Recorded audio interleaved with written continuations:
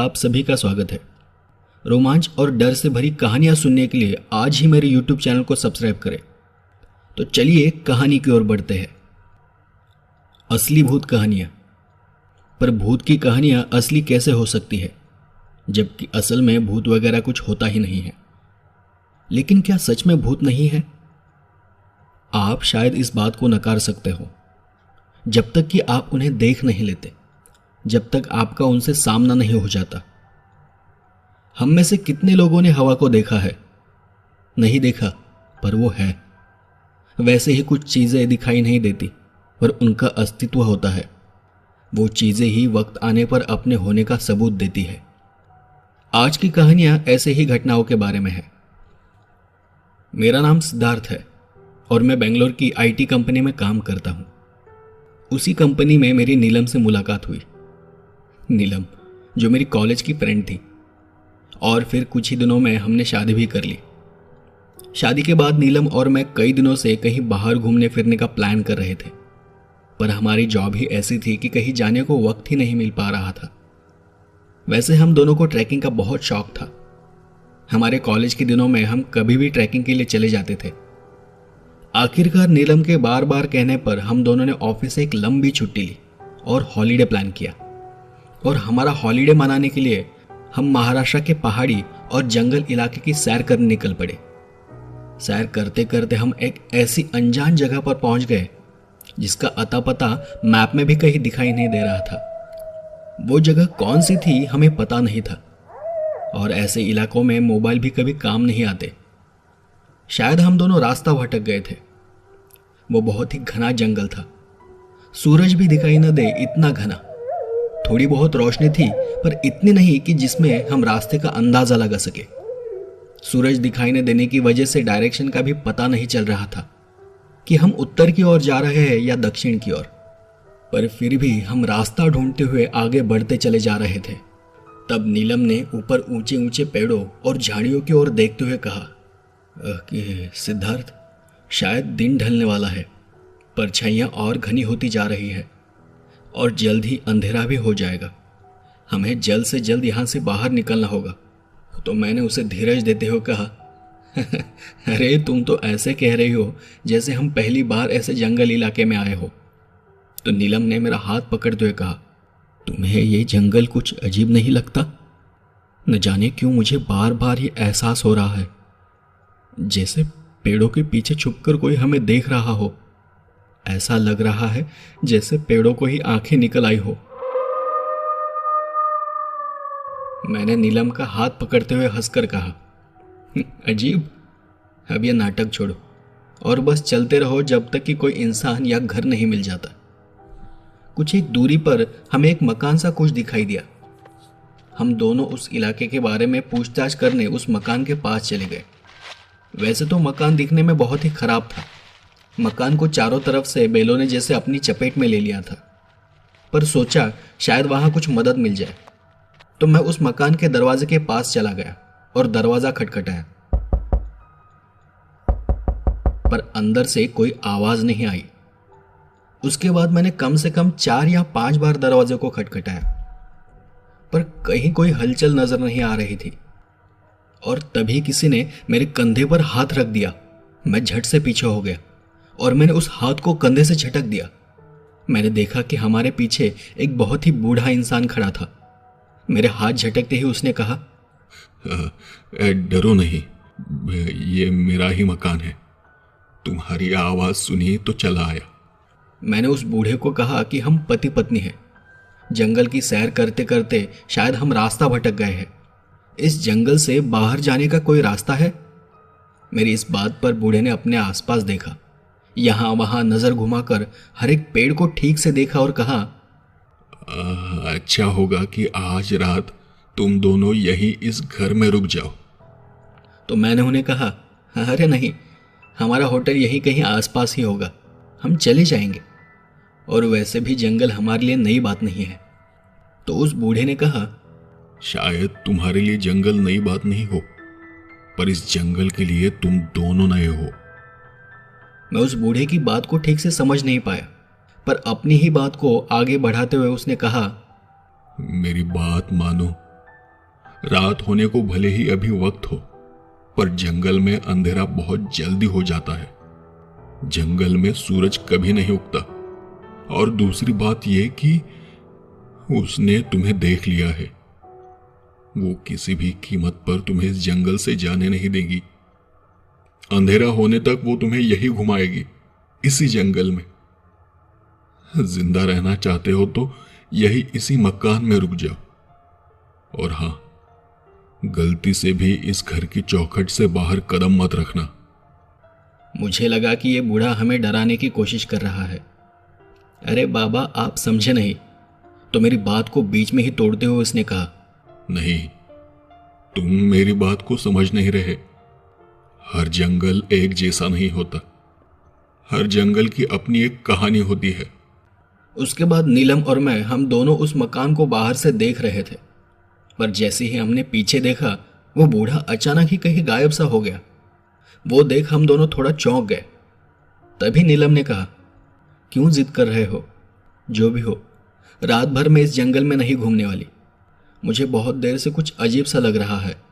और वैसे भी हमारे पास सब खाने पीने का सामान तो है, और एक रात का तो सवाल है। तो मैंने भी उससे कहा, ठीक है, इसी बहाने एक अनजान मकान में रात गुजारने से भला बड़ा एडवेंचर क्या हो सकता है। और फिर मैं भी उस मकान में रात गुजारने के लिए राजी हो गया।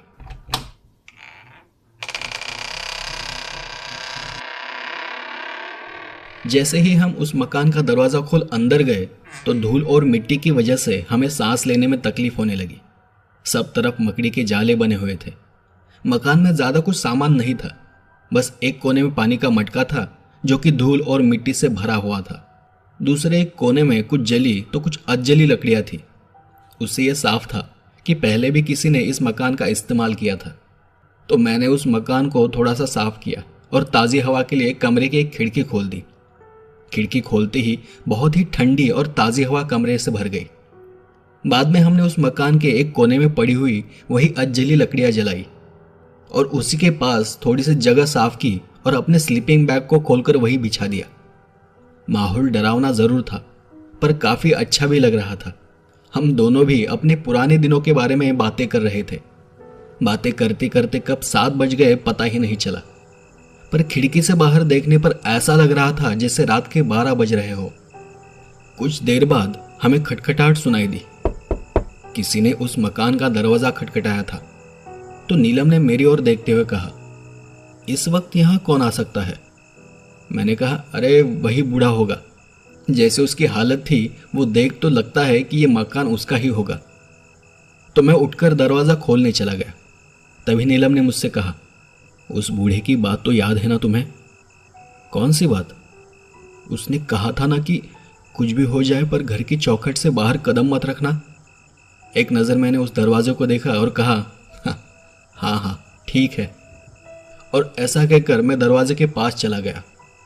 पहले तो मैंने दरवाजे की बीच की दरार से बाहर झांक कर देखा, पर बाहर कोई भी नहीं था। तो मैंने बिना दरवाजा खोले ही आवाज दी, कौन है? कोई है क्या बाहर? हाँ? पर बार बार पूछने पर भी बाहर से कोई जवाब नहीं आया। तो मैंने फिर दरवाज़ा नहीं खोला और मैं वापस जाकर अपनी जगह पर बैठ गया। मेरे बैठते ही फिर से किसी ने दोबारा दरवाज़ा खटखटाया, पर इस बार उस आवाज़ ने मुझे बहुत ही डरा दिया। पल भर में मेरे रोंगटे खड़े हो गए। इस बार दरवाज़ा पहले से ज़्यादा जोर से खटखटाया गया था। मैं फिर दरवाजे के पास चला गया। मैंने फिर दरार से बाहर झांक कर देखा, पर अब भी बाहर कोई भी नहीं था। कौन है? कौन है? क्या तुम्हें अंदर आना है? उसने 2 बार दरवाजा खटखटाया। मैंने फिर दरार से बाहर देखा, पर कोई भी नहीं था। मैंने थोड़ा सोचकर फिर से उससे पूछा, क्या तुम चाहते हो कि मैं बाहर आऊं? इस बार बस एक बार दरवाजा बजा। मतलब शायद पहले सवाल का जवाब ना था और इस सवाल का जवाब हाँ था। तभी मुझे फिर से उस बूढ़े की बात याद आई। उसने कहा था कि घर से बाहर कदम मत रखना। मतलब बाहर जो भी कोई था वो मुझे बाहर बुला रहा था। फिर मैंने भी उस दरवाजे को अंदर से दोबारा थपथपाया और उसी की भाषा में उसके सवाल का जवाब दिया। मेरी उस बात से नीलम हंसने लगी और मुझसे कहा, अरे ये क्या किया तुमने? कुछ भी तो नहीं। जो भी बाहर है उसे उसी की भाषा में जवाब दिया और मैं आकर वापस अपनी जगह पर बैठ गया। थोड़ा वक्त ऐसे ही गुजर गया। बात करते करते अचानक ही मेरा ध्यान खिड़की की ओर गया तो कोई चीज तेजी से खिड़की के बाहर से गुजरी। मैंने नीलम से कहा, खिड़की के पास कोई है। हम दोनों भी शांत हो गए और खिड़की की ओर देखने लगे, पर खिड़की में भी कुछ नजर नहीं आया। और तभी फिर से एक बार किसी ने दरवाजा खटखटाया। इस बार मैं बहुत ज्यादा डर गया, पर नीलम नॉर्मल से लग रही थी। नीलम ने कहा, न जाने कौन पागल है, रुको मैं देखती हूं। ऐसा कहकर नीलम अपनी जगह से उठी और दरवाजे के पास जाने लगी। तब मैंने उस मकान की खिड़की की तरफ देखा। बाहर कुछ तो था जो बहुत तेजी से मकान के आसपास घूम रहा था। तो मैंने अपने बैग से टॉर्च निकालकर उसे ऑन किया और नीलम से कहा, नीलम ध्यान से हाँ। और नीलम ने बस अपनी गर्दन हिलाते हुए मुझे इशारा किया और उसने भी मेरी तरफ पहले दरवाजे की दरार से झांक कर देखा। कुछ देर तक वो बस बाहर देखती रही और फिर बिना कुछ सोचे समझे उसने झट से दरवाज़ा खोल दिया। उसके दरवाज़ा खोलते ही बहुत जोर का हवा का झोंका घर के अंदर आया और सब तरफ हवा में धूल मिट्टी फैल गई और उसी के साथ हमने जो छोटी सी आग जलाई थी वो भी बुझ गई। अचानक ही जोरों से बिजली चमकने लगी और बहुत जोर की बारिश शुरू हो गई। उस चमकती बिजली में मैंने देखा कि नीलम दरवाजे के पास खड़ी थी और वो बाहर जंगल की ओर झांक कर देख रही थी। मैंने उसे आवाज दी, नीलम नीलम दरवाजा बंद करो और अंदर आ जाओ। पर नीलम ने जैसे कुछ सुना ही नहीं। वो वहीं की वहीं खड़ी थी। उसने मेरी बात का जवाब भी नहीं दिया। पर जब टॉर्च की रोशनी में मैंने उसके कदमों की ओर देखा तो देखा कि वो चौखट के बाहर खड़ी थी। मैं उसे पुकारता तब तक अचानक ही वो अजीब तरह से चीखती हुई उस जंगल की ओर भागने लगी। मैं अपनी जगह से उठकर तेजी से दरवाजे के पास गया, पर अभी अभी जो मैंने देखा था वो देख उस घर के बाहर पांव रखने की मेरी हिम्मत ही नहीं हो रही थी। मैंने उसी जगह से उसे बहुत बार पुकारा, पर उसने एक बार भी मुड़कर नहीं देखा। पता नहीं उस पर क्या जुनून सवार था। वो बस दौड़ती जा रही थी। कुछ ही देर में वो जंगल के अंदर कहीं गायब सी हो गई। वो देख मैं बहुत घबरा गया। मैंने झट से दरवाजा बंद कर लिया और जाकर अंदर सिकुड़कर बैठ गया। मेरा खून ठंडा पड़ चुका था। कुछ देर बाद मुझे एक जोर की चीख सुनाई दी। मैंने डरते डरते खिड़की से बाहर देखा तो नीलम अपने दोनों हाथ उठाए हुए भाग रही थी। नीलम उस मकान के चक्कर लगा रही थी और मुझे बार बार इशारा कर मकान से बाहर आने को कह रही थी। मैंने अपनी आंखें बंद कर ली और कुछ ही देर में सब अचानक ही शांत हो गया। बारिश भी रुक गई। बाहर से कोई आवाज नहीं आ रही थी और तभी मुझे फिर से खटखटाहट सुनाई दी। फिर से दरवाजे पर कोई था जो चाहता था कि अब मैं बाहर जाऊं, पर मैं अपनी जगह से बिल्कुल भी नहीं उठा। तो मुझे बाहर से नीलम की आवाज सुनाई दी, सिद्धार्थ प्लीज दरवाजा खोलो, मुझे अंदर आना है। प्लीज बचा लो मुझे सिद्धार्थ, मुझे अंदर आने दो। नीलम की आवाज सुनकर मैं हिम्मत कर अपनी जगह से उठा। पहले तो मैंने टॉर्च की रोशनी में दरवाजे की दरारों से बाहर देखा तो नीलम बाहर दरवाजे से दूर खड़ी थी। मैंने फिर धीरे से दरवाजा खोला तो नीलम घर के अंदर नहीं आ रही थी, वो वहीं दूर ही खड़ी थी। रोकर मुझे बाहर आने का इशारा कर रही थी। पर अब ये बात मेरे दिमाग में बस गई थी कि कुछ भी हो जाए चौखट से बाहर नहीं जाना है। और फिर अचानक ही नीलम रोते रोते शांत हो गई और बस चौखट के बाहर खड़े होकर वो मुझे घूरने लगी। मैं जान चुका था कि ये मेरी नीलम नहीं है। तभी मुझे किसी की हंसी की आवाज सुनाई दी।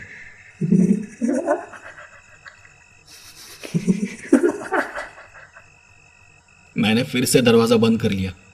रात भर यह सिलसिला चलता रहा। हालांकि मैं डरा हुआ था, पर फिर भी मैंने कई बार नीलम को आवाज देकर अंदर आने को कहा, पर कई बार पुकारने पर भी वो चौखट के पास तक भी नहीं आई। रात भर वो दूर खड़ी होकर मुझे बस देखती रहती, कभी रोती तो कभी अंदर ले जाने की गुजारिश करती और किसी भी कारण मुझे बाहर आने को कहती। कभी अचानक ही दौड़कर जंगल के अंदर चली जाती तो कभी अपने हाथों को ऊपर कर उस मकान के चक्कर लगाती। मैं अपने आप को बहुत लाचार महसूस कर रहा था। मैं वो सब देखकर भी नीलम को बचा नहीं पा रहा था। मुझे बस सुबह का इंतज़ार था। मुझे लग रहा था कि शायद वो सुबह होने के बाद अपने आप ही ठीक हो जाए। मेरे लिए बस यही एक उम्मीद थी। पर कुछ ही वक्त बाद मैंने टॉर्च की रोशनी में देखा कि नीलम एक बार फिर अजीब तरह से चीखते चिल्लाते हुए जंगल के अंदर भागती हुई चली गई। मैंने बहुत देर तक राह देखी, पर वो वापस नहीं आई। नहीं उसकी आवाज़ आई, और उसके जाने के साथ ही मेरी उम्मीद भी खत्म हो गई।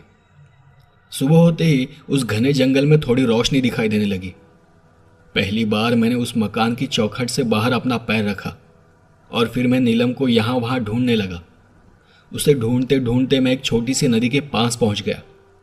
वहाँ मैंने देखा कि नीलम अपनी आखिरी सांसें ले रही थी। खून में लथपथ नीलम मेरे सामने पड़ी हुई थी। उसे देख ऐसा लग रहा था जैसे जंगली कुत्तों के झुंड ने उस पर हमला कर दिया हो। मैं किसी तरह नीलम को लेकर उस जंगल से बाहर निकल गया। न जाने क्या हो गया था, ये सब कुछ एक झटके में ही बदल गया था। होटल पहुंचते ही मैंने नीलम को अस्पताल में एडमिट किया। मैंने हॉस्पिटल और पुलिस रिपोर्ट में बताया कि यह जंगली जानवरों का हमला है। उसके बाद मुझे उसी अस्पताल के डॉक्टर का फ़ोन आया, तो उन्होंने मुझसे कहा कि आप जंगल के अंदर तो नहीं खो गए थे ना। तो मैंने उन्हें हमारे साथ जो कुछ भी हुआ था वो सब सच बताया। तब डॉक्टर साहब ने बताया, आपका यह पहला केस नहीं है जो मैं देख रहा हूँ। कई सालों से ऐसे केसेस आते चले जा रहे हैं, पर इसके पीछे की सच्चाई कुछ और ही है। सुना है कि उस जंगल में बहुत साल पहले एक बाबा और एक माई रहा करते थे। वो दोनों भी जादू टोना तंत्र मंत्र किया करते थे। बाबा उस काम में बहुत माहिर थे, पर वो अपने तंत्र मंत्र का उपयोग सिर्फ और सिर्फ लोगों की भलाई के लिए किया करते थे, जबकि माई को इतना कुछ आता नहीं था। पर वो बहुत लालची थी। एक रोज ऐसे ही ज्यादा ताकत और पैसा पाने के नशे में माई ने अपने ही बेटे की बलि चढ़ा दी। इससे बाबा को बहुत गुस्सा आया और उन्होंने माई को अपने घर से बाहर निकाला और मौत आने तक घर के अंदर आने से मना किया। उसके बाद उस बुढ़िया ने अपने नामो निशान को ऐसा मिटाना चाहा कि वो इस दुनिया में जिंदा थी ये तक किसी को पता न चले। तब से लेकर आज तक माई उस मकान के अंदर जाने की कोशिश कर रही है, और इसीलिए वहां जो भी जाता है उसे वो उस जंगल में गुम कर देती है। कुछ सालों बाद बाबा की भी मौत हो गई, पर मरने से पहले उन्हें माई की ताकत का अंदाजा हो गया था, तो उन्होंने उस घर को तंत्र मंत्र से बांध दिया ताकि मरने के बाद भी माई कभी उस मकान के अंदर ना जा सके। कहते हैं कि आज भी वो बाबा उस मकान के आसपास ही कहीं घूमते हुए दिखाई देते हैं। डॉक्टर की बात सुनकर मैं बहुत रो रहा था। असल में उस घटना का नीलम को बहुत बुरा सदमा लगा। वो आज भी ठीक से चल नहीं पाती, बोल नहीं पाती, और आज भी मुझे उस खटखटाहट भरी आवाज से डर लगता है। दोस्तों, कुछ सफर इतने डरावने होते हैं कि उन्हें याद कर आज भी हमारे रोंगटे खड़े हो जाते हैं। आज की ये कहानी ऐसे ही एक सफर के बारे में है। मेरा नाम सुधीर है। ये कहानी मेरी है। आज से ठीक 40 साल पहले यानी 1980 के करीब की ये घटना है। तब मैं दिल्ली शहर में एक सरकारी नौकरी किया करता था। शाम को जब मैं ऑफिस से घर आया तो मुझे गांव से एक फोन आया। बेटा, तुम्हारी दादी की तबीयत बहुत खराब है और वो अपने आखिरी वक्त में पोती को देखना चाहती है। मेरी बेटी का नाम सारा है। तब मेरी बेटी बहुत ही छोटी थी, कुछ 3 या 4 साल की होगी। तो फोन आने के बाद उसी रात मैं अपनी बेटी सारा को लेकर ट्रेन से अपने गांव निकल पड़ा। दिल्ली से आसाम बहुत लंबा सफर था और मैं भी बहुत सालों बाद अपने गांव जा रहा था। बचपन में 1-2 बार गया था, पर कब वो मुझे ठीक से याद नहीं। अब जैसे जैसे ट्रेन आगे बढ़ते चली जा रही थी, ट्रेन में सफर कर रहे लोग एक एक कर अपने अपने स्टेशन पर उतरते चले जा रहे थे, और अब ट्रेन में बहुत ही कम लोग बचे थे। मैं और मेरी बेटी सारा, हम दोनों एक अलग कोच में बैठे थे। कुछ 20 या 22 घंटे बीत गए। दूसरे दिन का सफर शुरू हुआ। तब ट्रेन बीच में ही कहीं 1-8 घंटे के लिए एक स्टेशन पर रुकी। शायद टीसी, ड्राइवर सब चेंज हो रहे थे, और जब ट्रेन फिर से चल पड़ी तो जो नए टीसी आए थे वो फिर एक बार टिकट वगैरह चेकिंग के लिए हर एक बोगी में घूमने लगे। कुछ ही देर में एक टीसी हमारे कंपार्टमेंट में भी आया। उसने हमसे हमारी टिकट मांगी। बेटी सारा और मेरी टिकट चेक करते हुए उसने मुझसे कहा, यहां से कुछ आधे घंटे बाद एक बहुत बड़ी सुरंग से होकर यह ट्रेन गुजरेगी। सुरंग के अंदर जाने से पहले ट्रेन 2 बार हॉर्न देगी और कुछ देर के लिए ट्रेन की सभी लाइट्स को बंद किया जाएगा, पर हॉर्न सुनते ही आप अपने कंपार्टमेंट की सारी खिड़कियां बंद कर लेना। तो मैंने उससे पूछा, ऐसा क्यों? मेरे सवाल को सुनकर टीसी ने कुछ देर तो बस मुझे घूर कर देखा और उतनी ही गंभीरता से कहा, भूतों में, चुड़ैल में विश्वास रखते हो? मैंने कहा, अभी तक तो नहीं। तो टीसी ने टिकट मेरे हाथ में थमाते हुए कहा, खिड़कियां खुली रखोगे तो टनल से गुजरने के बाद शायद करने लगोगे। तभी मेरी बेटी ने मुझसे पूछा, पापा ये भूत चुड़ैल क्या होता है? असल में मैंने आज तक मेरी बेटी को ऐसी चीजों के बारे में कभी बताया नहीं था। उसे मैंने आज तक कभी भी किसी भी चीज को लेकर डराया नहीं था। तो मैं शांत बैठा रहा, पर तभी टीसी ने मेरी तरफ देखते हुए मेरी बेटी सारा के सर पर अपना हाथ रखते हुए कहा, कुछ नहीं बेटा, ऐसा समझो कि ये बहुत बुरे लोग होते हैं। टीसी के उस जवाब के बाद मैंने भी बेटी के सवाल का अलग से जवाब देना ठीक नहीं समझा।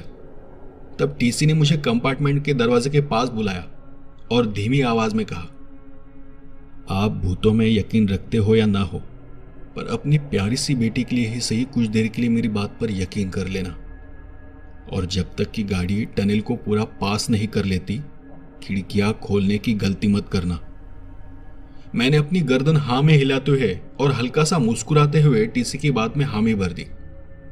कुछ देर बाद जैसे टीसी ने कहा था, बिल्कुल वैसे ही मुझे ट्रेन के हॉर्न 2 बार सुनाई दिया।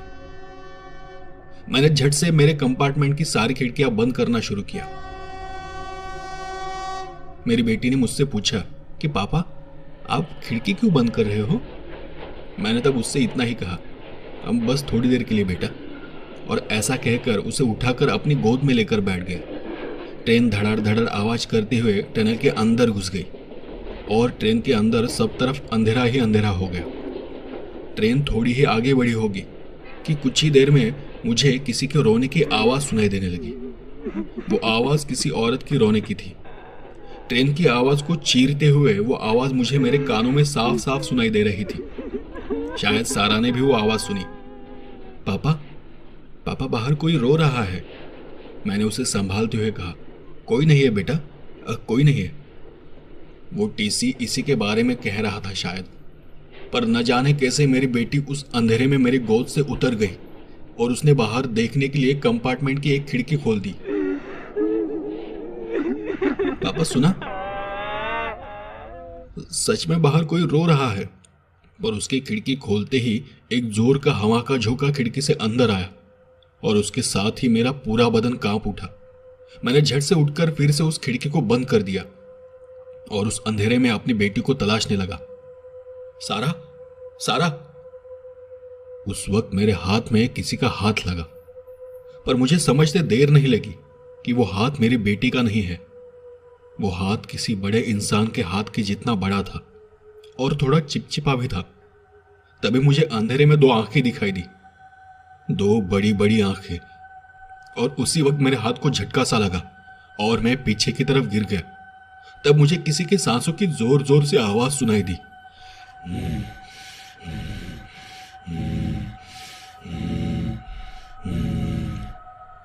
वो आवाज बहुत ही डरावनी थी। उस आवाज को सुनते ही मेरी रूह कांप उठी, मेरी सांस रुक सी गई। अगले कुछ ही सेकंड्स में जब ट्रेन में लाइट चालू हुई तो मैंने देखा कि मेरे सामने एक बहुत ही डरावनी औरत बैठी हुई थी। उसका पूरा चेहरा काला था और आंखें बड़ी बड़ी और सफेद थी। सर से लेकर पांव तक सब बदन जख्मों से भरा हुआ था और उनसे खून रिस रहा था। हाथ पैर के कुछ जख्म सड़ चुके थे और सबसे अजीब और दिल दहला देने वाली बात यह थी कि मेरी बेटी सारा उसकी गोद में थी, एकदम शांत और चुपचाप। मैंने डरते हुए कहा, कौन हो तुम? मेरी बेटी को छोड़ दो। और ऐसा कहकर मैंने अपना हाथ अपनी बेटी की ओर बढ़ाया। उस औरत ने अपनी गर्दन को टेढ़ी करते हुए कहा, चले जाओ यहां से, ये मेरी बेटी है, मैं इसे लेने आई हूं, मैं इसे अपने साथ ही लेकर जाऊंगी। उसकी आवाज़ इतनी डरावनी थी कि मेरा बदन थर थर कांपने लगा, पर फिर भी मैं डरते डरते थोड़ा और आगे बढ़ा और उससे कहा, नहीं, ये मेरी बेटी है। सारा, सारा बेटा, तुम ठीक तो हो ना? हाँ बेटा, मेरी बात का जवाब दो, कुछ तो जवाब दो। पर सारा ने मेरी बात का कोई जवाब नहीं दिया। वो कुछ भी बोल नहीं रही थी या फिर बोलने की हालत में नहीं थी। तभी उस चुड़ैल ने कहा, मेरी बेटी सो रही है। पर फिर भी हिम्मत कर मैंने सारा को हाथ लगाने की कोशिश की तो मुझे जैसे बहुत जोर का बिजली का झटका सा लगा और मैं एक बार फिर पीछे की ओर गिर पड़ा। ये देख वो चुड़ैल जोर जोर से हंसने लगी। ये मेरी बेटी है और मैं इसे अपने साथ लेकर जाऊंगी। अब मेरी हालत ऐसी थी कि मैं अपनी जगह से हिल भी नहीं पा रहा था। मेरे हाथ पांव जैसे जम से गए थे। थोड़ा सा हिलने के लिए भी भारी ताकत लगानी पड़ रही थी। चिल्लाता तो शायद कोई आ भी जाता, पर चिल्लाने को मुंह से आवाज तक निकल नहीं रही थी। मैं बस ऐसे पड़ा हुआ था जैसे उस चुड़ैल ने मुझ पर कब्जा कर लिया हो। मेरी बेटी उसकी गोद में थी। मुझे बहुत डर लग रहा था वो उसके साथ कुछ गलत न कर दे।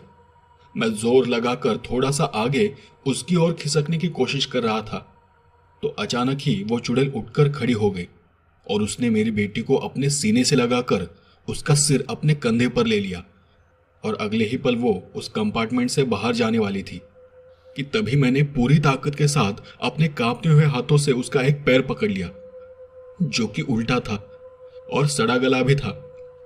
पर फिर भी मैं उस पैर को पकड़े रहा और मैं उस चुड़ैल के सामने गिड़गिड़ाने लगा, प्लीज प्लीज मेरी बेटी को छोड़ दो, उसने तुम्हारा क्या बिगाड़ा है, बच्ची है, मासूम है वो।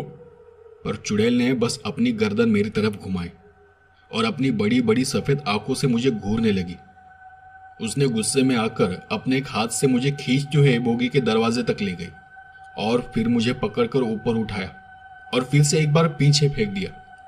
वो मेरी बेटी को लेकर उस कंपार्टमेंट के दरवाजे के पास जाने लगी। शायद वो चुड़ैल मेरी बेटी के साथ उस चलती ट्रेन से कूदने वाली थी। अब मुझे बहुत दुख हुआ कि मैं चाहकर भी मेरी बेटी को बचा नहीं पा रहा था। मुझ में कुछ भी करने की ताकत ही नहीं थी। वो चुड़ैल आगे बढ़ ही रही थी कि तभी मैंने एक बार फिर से जोर से अपनी बेटी को पुकारा, सारा। मेरी पुकार सुनकर आखिरकार मेरी बेटी को कुछ कुछ होश आया और उसने पहले तो मुझे देखा और फिर उस औरत की ओर देखकर बड़ी मासूमियत से उसने कहा, मम्मा। उसने मुझे नहीं बल्कि उस चुड़ैल को मम्मा कहा था। मेरी बेटी की वो आवाज सुनकर वो चुड़ैल वहीं की वहीं रुक गई। तब मैंने देखा कि उसकी आंखें सामान्य से होकर आंसुओं से भर गई थी। मम्मा, आप मुझे कहां लेकर जा रही हो? मेरी बेटी मासूम थी। उसे उस वक्त जरा भी डर नहीं लग रहा था।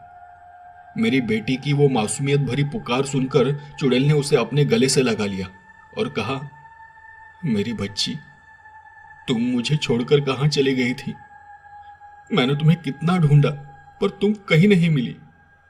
अब मुझे अंदर ही अंदर बहुत बुरा लग रहा था, पर वो देख मुझे और डर लगने लगा, क्योंकि हो न हो अब वो मेरी बच्ची को अपने साथ जरूर लेकर जाएगी। पर तभी सारा का ध्यान मेरी तरफ आया। मम्मा, मम्मा, पापा क्यों रो रहे हैं? मुझे पापा के पास जाना है। और इतना कहते ही उस चुड़ैल की आंखें गुस्से से फिर सफेद हो गई।